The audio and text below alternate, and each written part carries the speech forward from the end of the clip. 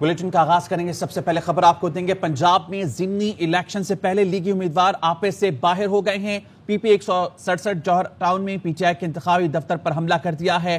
ہنگامہ آرائی اور فائرنگ سے متعدد افراد زخمی. پولیس تماشائی بنی رہی ہے. خواجہ رمضان مجید ہمارے ساتھ ہیں, ان سے مزید احوال جانیں گے. خواجہ رمضان مجید بتائیے گا, اب تک کیا تحقیقات میں بات سامنے آئی ہے؟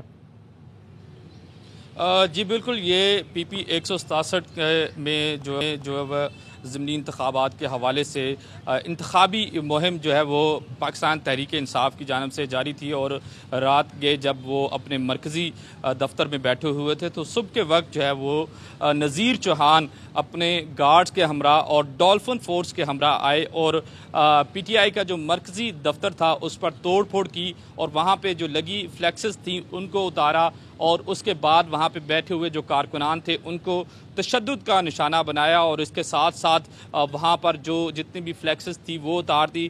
دفتر کے شیشے توڑ پھوڑ کی وہاں پہ مکمل طور پر, اور ڈولفن کے جو اہلکار تھے وہ وہاں پہ کھڑے تماشا دیکھتے رہے. اور اس کے ساتھ ساتھ جیسے ہی یہ معاملہ شدت اختیار کیا تو وہاں پہ نذیر چوہان کے لوگوں نے سینئر نائب صدر جو ہیں وہ خالد گجر پاکستان تحریک انصاف کے, ان کے جوان سالہ بیٹے پر سیدھی فائرنگ کر دی, جو ان کے سر پر گولی لگی. اور اس کے ساتھ ساتھ دیگر جو پی ٹی آئی کے کارکنان تھے وہ بھی شدید زخمی ہوئے. اور اس حوالے سے پولیس کی جانب سے جب میڈیا پہ جیسے ہی یہ ٹکرز اور خبر چلنا شروع ہوئی تو ان سے موقف لینے کی کوشش کی تو وہ یہ کہتے رہے کہ نذیر چوہان کے بیٹے کو گولی لگی ہے اور نذیر چوہان کے لوگ جو ہیں وہ زخمی ہیں. جیسے ہی میڈیا کے لوگ نے پراپر اس کی انویسٹیگیشن کی تو بات یہ سامنے آئی کہ نون لیگ جو ہے وہ اپنے روایتی حربے استعمال کر رہی ہے, اور پولیس کا جو استعمال کر کے, طاقت کا استعمال کر کے, ریاستی اداروں کا استعمال کر کے اس طرح سے دوسری پارٹی کو, پاکستان تحریک انصاف کے جو کارکنان ہیں ان کے مرکزی دفتروں پر حملہ کر کے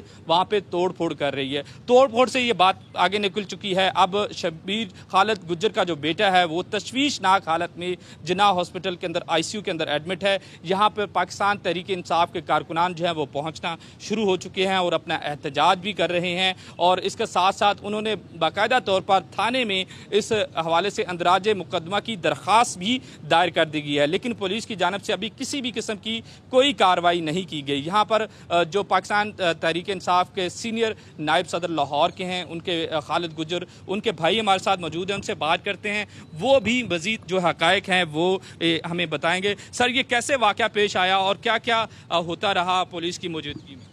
ہم اپنی انتخابی دفتر کو 2 بجے بیٹھے ہوئے تھے. جی, انتخابی کمپین جو تھی اس کو ختم کر کے بیٹھے ہوئے تھے. تقریباً 3 بجے کے قریب جو ہے مسلم لیگ نون کے امیدوار نذیر چوہان صاحب اپنے گن مینوں کے ساتھ جو 9 سے 10 کے قریب تھے ان کے ساتھ وہ ہمارے انتخابی دفتر میں آئے ہیں جو جوہر ٹاؤن واقع ہے, اور انہوں نے آ کر ہماری فلیکسز جو تھی وہ اتروانی شروع کر دیں اور توڑ پھوڑ کرنا شروع کر دی. ہم نے ان سے ریکویسٹ کی کہ اگر آپ کو کوئی ایشو ہے تو آپ الیکشن کمیشن میں جا سکتے ہیں, لیکن انہوں نے جو ہے ان کے گارڈز نے گنیں نکال لیں اور انہوں نے سیدھی فائرنگ کرنا شروع کر دی. لوگوں نے چھپ کے بیچ میں گاڑیوں کے چھپ کے اپنی جان بچائی. تو چوری خالد محمود گجر صاحب جو ہیں ان کے بیٹے عادل محمود گجر صاحب کے وہ سر میں فائر لگا اور وہ اس وقت آئی سی یو میں سویئر قسم کی مطلب ان کی حالت ہے. اور افسوس کی بات یہ ہے کہ جب نذیر چوہان صاحب نے ہمارے مرکزی دفتر پر حملہ کیا تو پولیس سکواڈ جو تھی وہ ان کے ساتھ تھی, اور اس سے بھی زیادہ افسوس کی بات یہ ہے کہ وہ ہمارے مطلب نوجوان کو فائر بھی لگا ہے, اور ابھی بھی جو پولیس ہے اس نے ہمارے انتخابی دفتر کے اوپر قبضہ کیا ہوا ہے. جب یہ لوگ میدان کے اندر مقابلہ نہیں کر سکتے تو یہ اس قسم کے اوچھے ہتھ کنڈے استعمال کرتے ہیں.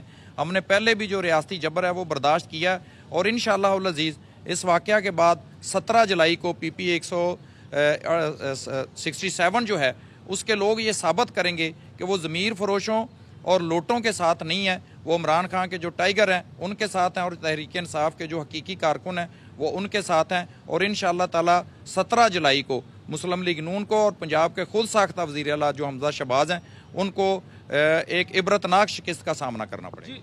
جی بالکل, یہاں پہ آپ نے سنا. ٹھیک ہے, بہت شکریہ. ہمارے ساتھ موجود تھے خواجہ رمضان مجید, تفصیلیں آگاہ کرے.